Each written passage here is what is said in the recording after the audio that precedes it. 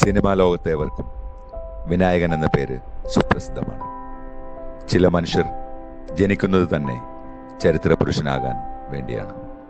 തെരുവ് നാടകത്തിലൂടെ കലയിലേക്കുള്ള വളർച്ച, fire ഡാൻസിൽ മാന്ത്രികനായി, മാന്ത്രികത്തിലൂടെ cinema ജീവിതത്തിലേക്കുള്ള തുടക്കം. നൃത്തമാണ് വിനായകനെ ജീവിതത്തിലേക്ക് പിടിച്ചു കയറ്റിയത്. ശരീരഭാഷയും താളബോധവും പിന്നീട് അവനെ സിനിമയിലെത്തിച്ചു. എത്തിയത് എളുപ്പമായ വഴികളിലൂടെ അല്ല, നായകവേഷങ്ങളല്ല, ചെറിയ ചെറിയ വേഷങ്ങൾ, പിന്നണി കഥാപാത്രങ്ങൾ. പക്ഷേ സ്ക്രീനിൽ വന്ന ഓരോ കഥാപാത്രവും അദ്ദേഹത്തിലെ പ്രതിഭയെ അടയാളപ്പെടുത്തി.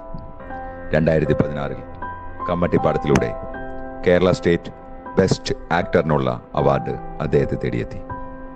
കമ്മട്ടിപ്പാടം, ജയിലർ, RIP എന്നീ ചിത്രത്തിലൂടെ നടനും സംവിധായകനും മ്യൂസിക് കമ്പോസറുമായി.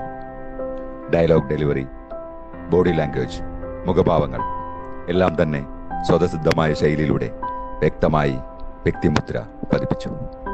എല്ലാ യുദ്ധങ്ങളും പുറത്തു നടക്കുന്നതല്ല, ചിലത് മനസ്സിനുള്ളിലാണ്. വിനായകനും അത്തരം പോരാട്ടങ്ങൾ നടത്തിയ ഒരാളാണ്. പ്രതിഭ ഉണ്ടായിട്ട് പോലും ചില ഘട്ടങ്ങളിൽ അദ്ദേഹം തളർന്നു പോയിട്ടുണ്ട്.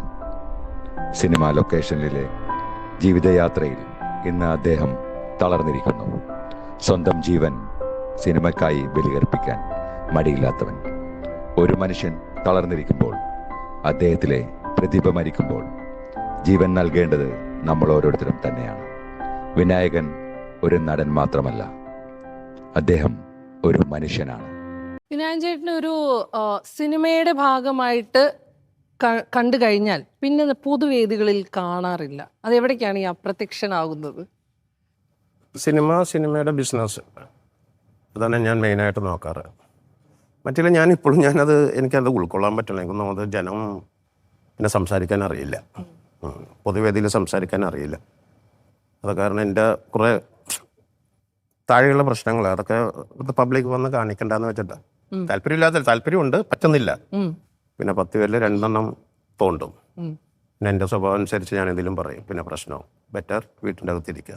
ഈ സിനിമ അദ്ദേഹത്തെ നമുക്ക് തന്നു. പ്രതീക്ഷയോടെ വിനായകന്റെ തിരിച്ചുവരവിനായി നമ്മൾക്ക് കാത്തിരിക്കാം. വിനായകനായി കാത്തിരിക്കാം. വിനായകനായി സിനിമ പറയുന്ന കാര്യം.